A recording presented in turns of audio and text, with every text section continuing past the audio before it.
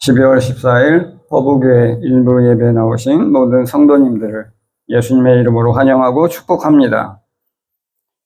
먼저 하늘 영광을 내려놓으시고 우리를 구원하기 위해 이 땅에 오신 예수 그리스도께 감사와 영광의 박수 올려드리겠습니다. 아멘.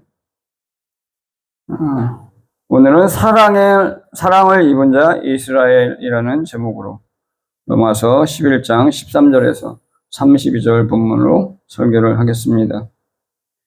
지난 설교에서 이스라엘이 하나님의 계획에서 영속적으로 배제되었다는 주장은 사실이 아니라는 것을 논증했습니다. 바울은 이스라엘의 현재 영적인 실패가 장차 영적인 복의 충만함으로 다시 한번 바뀌게 될 것이라고 주장했습니다. 그리고 이 새로운 축복의 상태는 이방인들의 구원을 매개로 일어나게 될 것입니다. 오늘은 원가지인 이스라엘은 참 감람나무에서 찍혔고 돌 감람나무였던 이방인이 참 감람나무에 접붙임을 받았다는 비유를 통해서 하나님의 놀라운 섭리를 설명합니다. 즉, 이스라엘의 구원과 이방인의 구원이 서로 연관되어 있다는 것입니다. 그러면 13절, 14절을 같이 읽겠습니다. 내가 이방인인 너희에게 말하노라. 내가 이방인의 사도인 만큼 내 직분을 영광스럽게 여기노니 이는 혹 내 고륙을 아무쪼록 시기하게 하여 그들 중에서 얼마를 구원하려 함이라. 바울은 이방인 신자들에게 자신이 이방인의 사도라는 직분을 영광스럽게 생각한다고 고백합니다. 왜냐하면 이방인들의 구원을 통해서 이스라엘 사람들이 시기하게 해서 그들 중 얼마를 구원하기 위함입니다.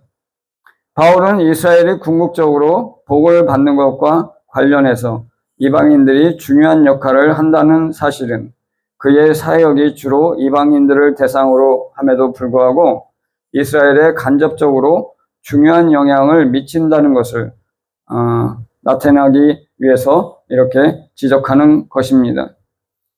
내가 이방인인 너희에게 말하노라 라는 말은 바울이 자기가 이방인들에 대한 사역에 집중하고 있는 것이 이스라엘과 관련해서 어떤 함의들을 지니고 있는지에 대한 이방인 그리스도인들의 온갖 오해를 바로잡기 위함입니다.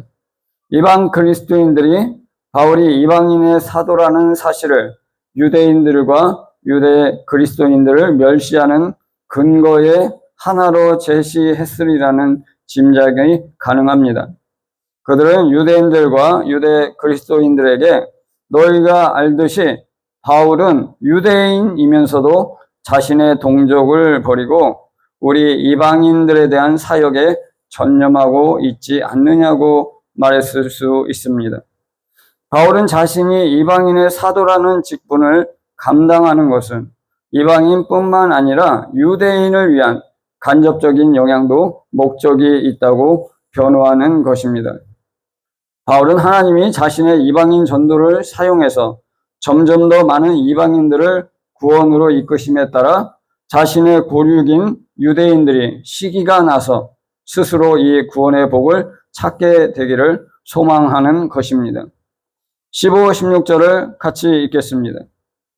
그들을 버리는 것이 세상의 화목이 되거든 그 받아들이는 것이 죽은 자 가운데서 살아나는 것이 아니면 무엇이리요? 제사하는 처음 익은 곡식가루가 거룩한즉 떡덩이도 그러하고 뿌리가 거룩한즉 가지도 그러하니라. 이스라엘을 버리는 것이 세상의 화목이 되었다는 것은 이스라엘의 숫자에 비해서 이방인이 월등히 많기 때문입니다. 세상의 대부분은 이스라엘이 아니라 이방인이기 때문입니다. 하나님은 이스라엘을 통해서 세상이 하나님을 알기를 원했지만 이스라엘은 하나님을 믿지 않고 거슬러서 하나님의 영광을 가렸습니다. 그리고 결정적으로 복음도 거부했습니다. 그랬던 이스라엘이 복음을 받아들인다는 것은 마치 죽은 자 가운데서 다시 살아나는 것과도 같은 기적적인 일이라는 뜻입니다. 16절은 민수기의 말씀이 생각나게 합니다. 민수기 15장 18절에서 21절입니다. 이스라엘 자손에게 말하여 이르라. 너희는 내가 인도하는 땅에 들어가거든 그 땅의 양식을 먹을 때 여호와께 거제를 드리되 너희의 처음 익은 곡식가루 떡을 거제로 타작마당에 거제같이 들어드리라. 너희 처음 익은 곡식가루 떡을 대대에 여호와께 거제로 드릴지니라. 거제로 드리는 떡을 만드는 재료인 곡식가루가 거룩해야 떡덩이가 거룩할 수 있습니다. 여기서 처음 익은 곡식가루는 무엇을 상징하는가라고 생각했을 때 이스라엘의 족장들이라는 것이 가장 유력합니다. 그러면 떡덩이는 바로 유대인들을 가리킨다고 할 수 있습니다. 따라서 16절의 이 두 은연은 족장들의 거룩함이 이스라엘 전체의 거룩함을 전해준다고 주장하는 것입니다. 하지만 바울이 족장들에게 그런 의미를 부여했다고 해서 아브라함, 이삭, 야곱이 그들 자신과 자손들로 하여금 영적인 은택들을 얻게 해주는 어떤 특질을 지니고 있었다고 말하는 것은 아닙니다. 족장들은 오직 하나님의 약속들을 받아서 전해주는 자들의 역할을 하는 방식을 통해서만 그들의 자손들에게 영적인 은택들을 전해줄 수 있는 것입니다. 족장들의 거룩함은 하나님이 이 구원사적인 역할을 위해서 그들을 성별하신 곳에 있습니다. 뿌리는 그들을 족장들로 세우고 따라서 이스라엘 전체를 세우신 하나님의 부르심 또는 택하심입니다. 거룩함이라는 단어는 구약의 제사 용어에서 가져온 것입니다. 따라서 여기에서 이 단어는 일방적인 방식으로 하나님이 특별한 목적을 위해서 구별하신 이라는 의미를 가집니다. 바울은 여기에서 모든 각각의 이스라엘 사람의 구원을 주장하고 있는 것이 아니라 여호와 앞에서 이스라엘 백성이 계속해서 특별한 정체성을 지니고 있다고 주장하고 있습니다. 17절과 18절을 같이 읽겠습니다. 또한 가지 얼마가 꺾였는데 감람나무인 내가 그들 중에 접붙임이 되어 참 감람나무 뿌리의 진액을 함께 받는 자가 되었은즉 그 가지들을 향하여 자랑하지 말라. 자랑할지라도 내가 뿌리를 보전하는 것이 아니요 뿌리가 너희를 보전하는 것이니라.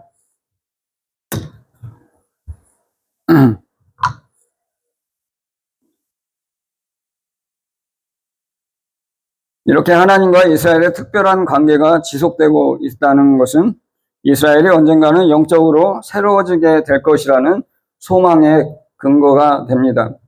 하지만 바울은 먼저 뿌리와 가지들에 관한 비유를 사용해서 이방인 신자들을 경고하고 있습니다. 참 감람나무의 가지 얼마가 꺾였는데 돌 감람나무가 그들 중에 접붙임되어 참 감람나무 뿌리의 진액을 함께 공급받게 되었습니다. 조상들로 말미암아 하나님의 복들을 받아왔던 유대인들이 하나님의 완악하게 하심과 그들 자신의 불신앙으로 인해 그 복들로부터 끊어졌습니다. 그리고 남아있는 가지들의 다른 가지들, 즉 돌 감람나무의 가지들이 접붙임이 되었다는 것입니다. 돌 감람나무 가지들은 이방인 신자들을 가리킵니다. 그들은 이방인들이기 때문에 족장들이나 족장들에게 주어진 약속들과 본성적으로는 아무런 관계가 없습니다. 오직 하나님의 은혜와 그들의 믿음으로 말미암아 그들은 참 감람나무 뿌리의 진액을 유대 그리스도인들과 함께 받는 자들이 될 수 있었습니다. 17절에서 바울이 사용한 은유의 두 가지 측면에 대해서 추가적인 설명이 필요합니다. 첫째는 바울이 뿌리와 가지들에 관한 비유를 보완하기 위해 감람나무 비유를 선택한 이유입니다.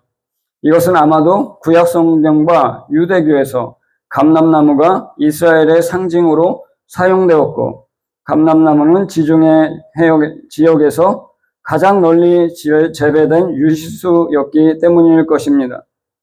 반대로 돌 감람나무는 열매를 맺지 않는 것으로 악명이 높았고 바울이 이방인들을 돌 감람나무에 비유한 것은 이방인들의 우월감과 교만을 깨트리기 위한 것일 수 있습니다.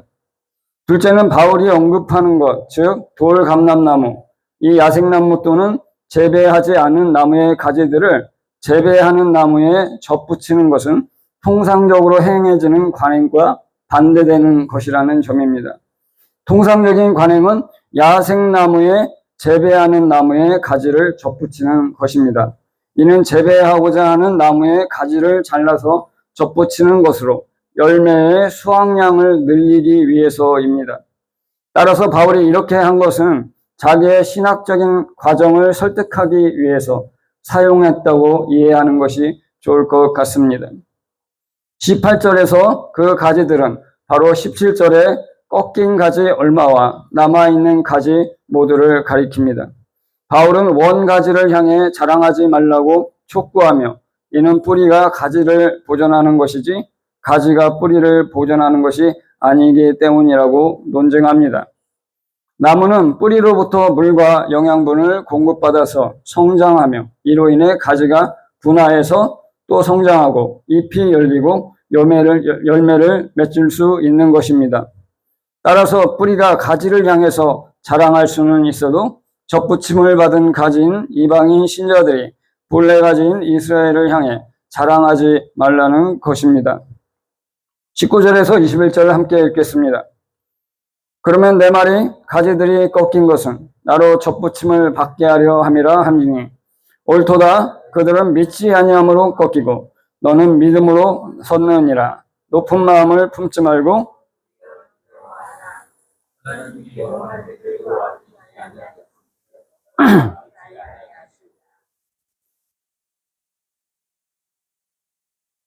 계속 목이 잠겨서 물을 먹고 있습니다.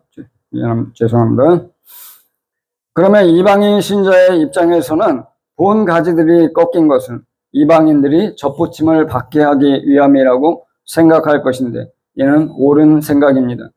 본 가지는 믿지 아니함으로 꺾이고 이방 가지는 믿음으로 서게 되었습니다. 따라서 접붙임을 받은 가지로서 교만하게 높은 마음을 품지 말고 도리어 두려워하고 겸손해야 합니다. 왜냐하면 하나님께서 본래의 가지들도 아끼지 아니하고 꺾으셨기 때문입니다. 원 가지도 꺾으신 하나님이 교만해진 접붙인 가지를 발라내는 것은 더욱 쉬운 일이 아니겠습니까? 20절에서 바울은 믿는 것의 결과와 믿지 않는 것의 결과를 대비시켜서 강조합니다. 믿지 않는 것의 결과는 꺾임이고 믿는 것의 결과는 접붙임입니다. 이러한 표현 방식은 바울이 말하는 믿음으로 구원을 받는다는 교리를 강조하기 위함입니다. 22절을 같이 읽겠습니다. 그러므로 하나님의 인자하심과 준엄하심을 보라. 넘어지는 자들에게는 준엄하심이 있으니 너희가 만일 하나님의 인자하심에 머물러 있으면 그 인자가 너희에게 있으리라. 그렇지 않으면 너도 찍히는 바 되리라. 바울은 하나님의 인자하심과 준엄하심에 대해 강조합니다. 넘어지는 자들에게는 준엄하심이 있습니다. 넘어지는 자들은 바로 복음을 믿지 않는 자들입니다.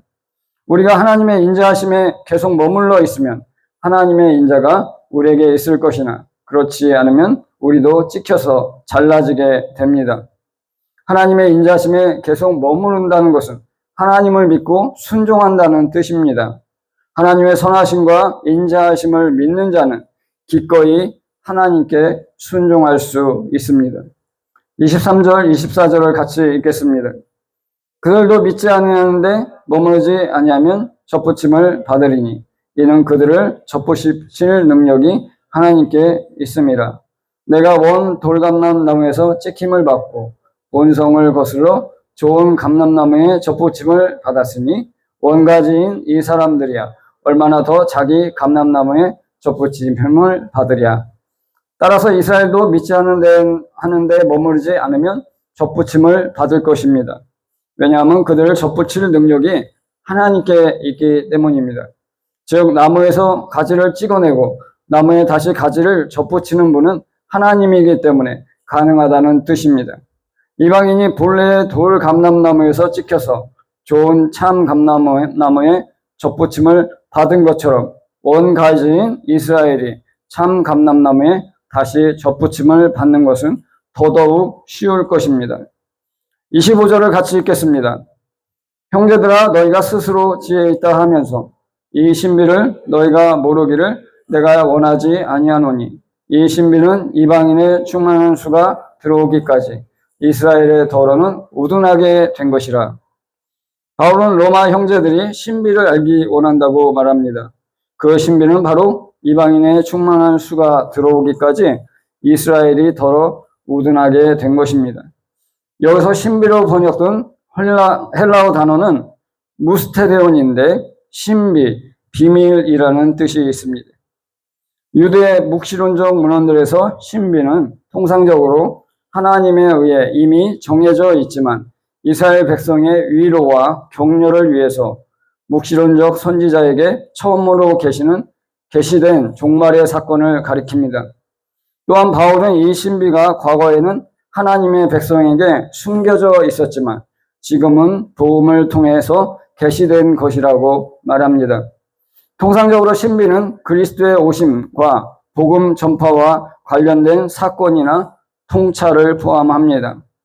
여기에서는 고린도전서 15장 51절과 같이 역사의 끝에 있을 사건을 가리킵니다. 고린도전서 15장 51절입니다. 보라 내가 너희에게 비밀을 말하노니 우리가 다 잠잘 것이 아니요 마지막 나팔에 순식간에 후련히 다 변화되리니. 이 고린도전서 말씀도 세상의 종말에 일어날 부활 사건에 대해서 바울이 설명하는 내용입니다. 여기에서는 무스테리온을 신비라는 의미 대신에 비밀이라는 뜻으로 번역했습니다. 26, 27절 같이 읽겠습니다. 그리하여 온 이스라엘이 구원을 받으리라. 기록된 바 구원자가 시온에서 오사 야곱에게서 경건하지 않은 것을 돌이키시겠고 내가 그들의 죄를 없이 할 때 그들에게 이루어질 내 언약이 이것이라 함과 같으니라. 26절에서 그리하여는 앞에서 설명한 방식과 단계로 이스라엘이 구원을 받는다는 뜻이며 온 이스라엘이 구원을 받으리라는 것은 모든 각각의 이스라엘인이 구원을 받는다는 뜻이 아니라 공동체적으로 이스라엘이 구원을 받는다는 뜻입니다. 이는 선교에서 기독교인의 수가 민족, 나라의 인구의 일정 비율을 넘으면 그 민족과 나라가 복음화되었다고 판단하는 것과 비슷합니다. 그리고 이는 바울 당시의 유대인들이 예수를 믿는 비율보다 훨씬 클 것이 분명합니다. 시온에서 오실 구원자는 바로 예수 그리스도입니다. 유대인이나 헬라인이나 복음을 믿어야만 구원을 받는다고 1장에서 바울이 이미 말했기 때문입니다. 27절에서 그들에게 이루어질 내 언약은 하나님이 족장들, 특별히 아브라함에게 하신 약속입니다. 아브라함의 씨로 말미암아 모든 민족이 복을 받게 될 것이라는 약속은 이스라엘이 예수와 복음을 거부함으로써 아직 미완성입니다. 복음이 이스라엘을 포함해서 모든 민족에게 증거될 때여야 비로소 그 언약이 완성되는 것입니다. 26절에 기록된 바 이후로부터 27절까지 나오는 내용은 바울이 이사야 59장 20절, 21절과 27장 9절을 차용해서 조합한 것입니다. 즉 그대로 인용한 것이 아니라 자신의 논증을 위해서 말씀을 구성하고 조합을 했다는 것입니다. 그러므로 이방인의 수가 충만하게 되면, 즉 이방인들에게 복음이 다 확장되면 그 다음에 이스라엘이 구원을 받을 것입니다. 이는 모든 이방인들이 구원을 받는다는 뜻이 아닙니다. 모든 민족과 족속과 나라에 복음이 전해진다는 뜻입니다. 그리고 그 민족 또는 족속에 이스라엘이 포함되는 것입니다.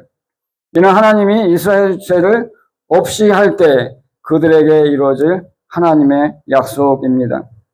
마태복음 24장에서 예수님께서 복음이 모든 민족에게 증거되기 위해 온 세상에 전파되어야 하리니 그제야 끝이 온다고 말씀하셨습니다. 제가 마태복음 24장 14절 읽어보겠습니다. 이 천국 복음이 모든 민족에게 증거되기 위하여 온 세상에 전파되리니 그제야 끝이 오리라. 예수님의 말씀대로라면 복음이 모든 민족을 돌고 돌아서 결국 이스라엘에게도 전파되어야 세상의 끝이 올 것입니다. 결국 이스라엘이 예수 그리스도를 다윗의 별로 인정해야 그때서야 끝이 오게 되는 것입니다. 28절에서 30절을 같이 읽겠습니다. 복음으로 하면 그들이 너희로 말미암아 원수된 자요 택하심으로 하면 조상들로 말미암아 사랑을 입은 자라. 하나님의 은사와 부르심에는 후회하심이 없느니라. 너희가 전에는 하나님께 순종하지 아니하더니 이스라엘이 순종하지 아니하므로 이제 국류를 입었느니라. 이스라엘은 복음에는 이방인으로 말미암아 원수가 되었지만 택하심으로 하면 조상들로 말미암아 사랑을 입은 자입니다. 첫 번째 말미암아는 목적이고 두 번째 말미암아는 통로로 해석하는 것이 적합합니다. 그러면 복음으로는 이방인을 위해서 이스라엘이 원수가 되었지만 택하심으로 하면 조상들을 통해서 사랑을 입었다는 뜻이 됩니다. 이방인이 전에는 순종하지 않았으나 이제 이스라엘이 순종하지 않아서 이방인이 국류를 입었습니다. 국류를 받지 못했던 자가 국류를 얻게 되었습니다.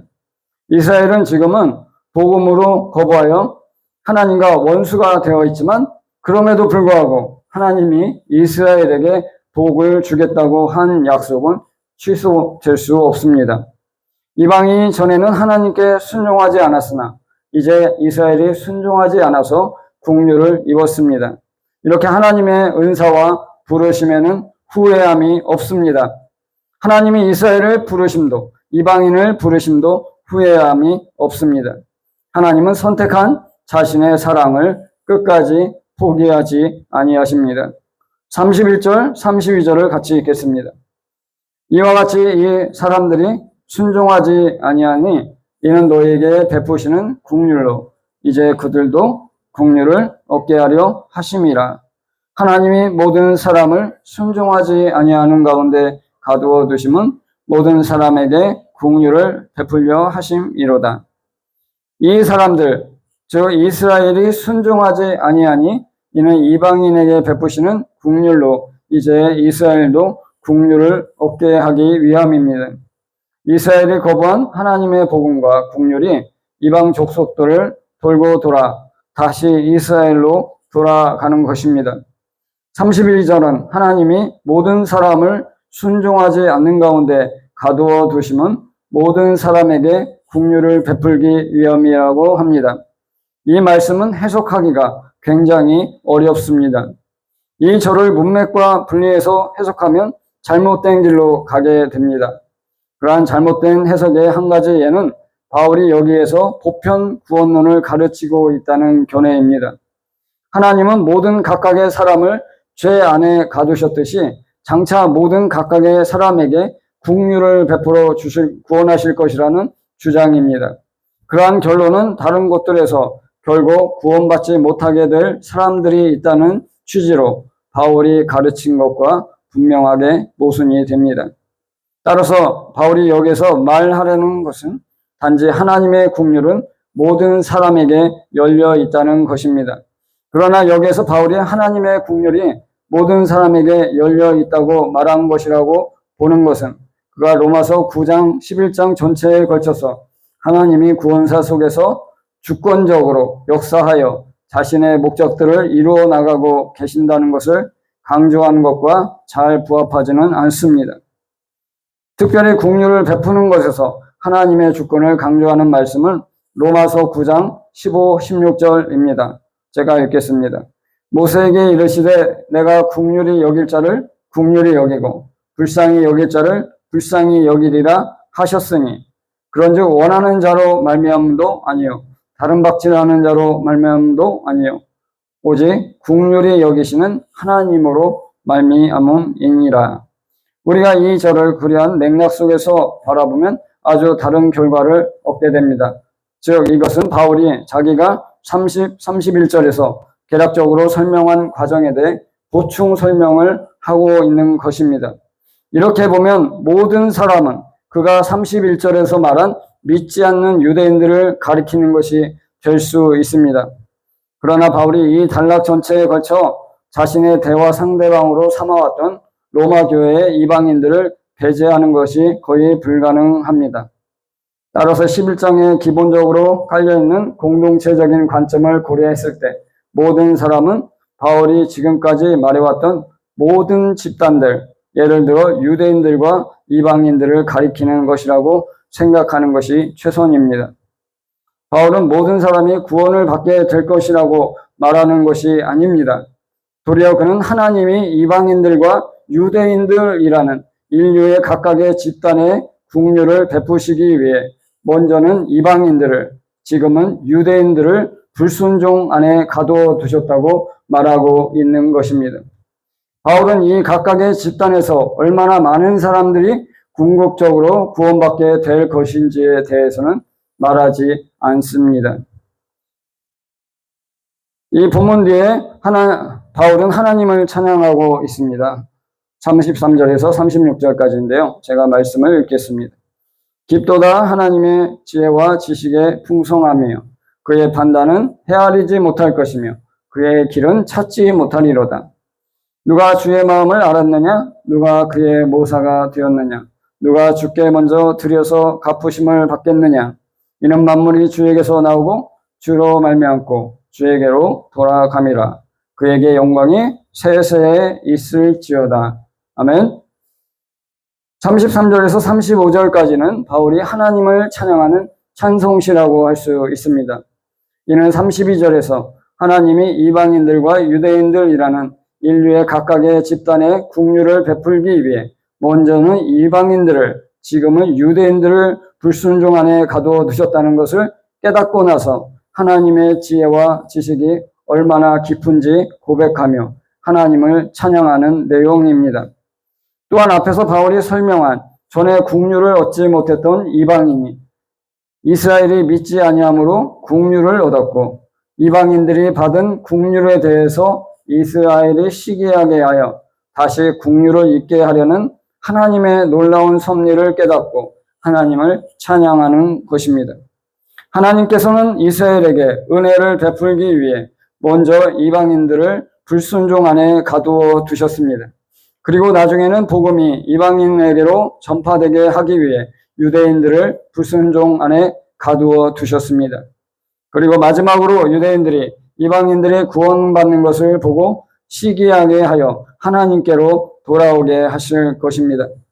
그리고 이 세상에 종말의 때가 올 것이고 주님이 다시 오실 것입니다.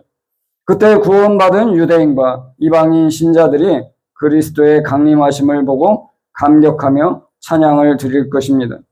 전에 선교대회에서 유대인들이 많이 그리스도께로 돌아오고 있다는 보고를 들은 적이 있습니다.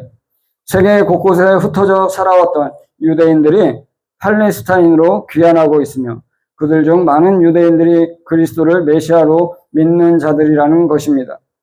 이뿐만 아니라 이슬람을 믿는 무슬림에게도 하나님이 꿈과 환상으로 계시해서 그리스도께로 돌아오는 소식에 대해서도 들었습니다. 이러한 보고를 들었을 때 저는 이제 정말로 시간이 얼마 남지 않았다는 것을 깨달았습니다. 바울이 간절히 바라고 소망했던 이스라엘이 거의 2000여 년 만에 주께로 돌아오는 일이 오늘날 실제로 일어나고 있다는 사실이 놀랍지 않습니까? 유대인들까지도 그리스도에게로 돌아오고 있다면 이제 종말이 정말로 얼마 남지 않았다는 사실을 우리는 인정해야 합니다. 그리고 우리는 다시 오실 주님을 맞이할 준비를 해야 하지 않을까요? 거북의 성도 여러분, 주님이 다시 오실 날이 정말로 얼마 남지 않았다면 당신은 어떻게 주님을 맞이할 준비를 하겠습니까? 이에 대해서 요한계시록 19장 말씀을 제가 읽어보겠습니다. 계시록 19장 7절에서 8절입니다.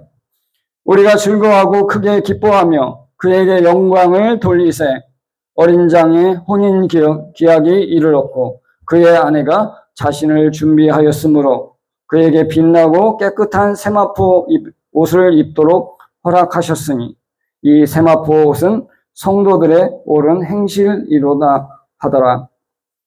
하나님의 어린 양 예수 그리스도의 혼인잔치에 참여할 신부는 자신을 준비했다고 말합니다. 그리고 하나님께서 세마포 옷을 입도록 허락하셨는데 세마포 옷은 성도들의 옳은 행실이라고 설명합니다. 어린 양의 신부는 자신을 준비해야 합니다. 주님이 허락하신 깨끗한 세마포 옷을 입어야 합니다. 그것은 성도들의 옳은 행실입니다. 그러면 성도들의 옳은 행실이란 무엇일까요? 이는 성도들이 하나님을 믿음으로써 나오는 순종과 선한 행실입니다. 세상의 유혹과 흐름을 따라가지 않고 오직 어린 양을 따르는 태도와 실천입니다.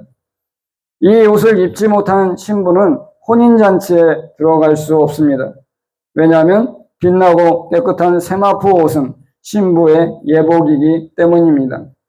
이 세마포 옷을 입지 못한 신부는 벌거벗은 수치와 부끄러움을 당하고 잔치에서 쫓겨날 것입니다.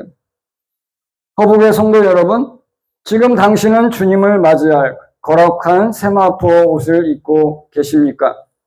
아니면 세상이 너무 좋아서 신랑이 오는 것은 잊어버리고 살아가고 계십니까? 자신의 태도와 모습을 스스로 판단해 보십시오. 그리고 하나님 앞에서 솔직하게 상태를 고백하고 어린 양의 정결한 신부가 되기를 결단할 수 있기를 예수님의 이름으로 축복합니다. 마태복음 22장 14절에서 예수님은 청함을 받은 자는 많으나 택함을 입은 자는 적다고 말씀하셨습니다. 주의 말씀을 경고로 듣고 자신을 청함을 받은 많은 자가 아니라 택함을 받은 적은 자에 속하게 해달라고 간구하시면서 주님의 거룩한 신부로서 순종과 선한 행실로 실천하고 따라가기를 결단하겠습니다. 세상을 부러워하지 않고 세상을 따라가지 않고 오직 어린 양 예수 그리스도만 따르기를 결단하겠습니다. 다 같이 기도하겠습니다.